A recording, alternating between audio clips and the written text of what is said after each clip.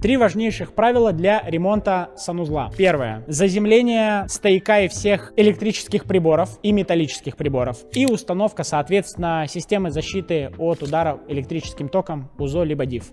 Далее. Разводка всей системы водоснабжения через коллектор с установкой фильтров тонкой очистки. Также система защиты от протечек, система защиты от гидроудара и так далее. Ну и самое важное, наверное, одно из самых важнейших, это качественная гидроизоляция всего санузла.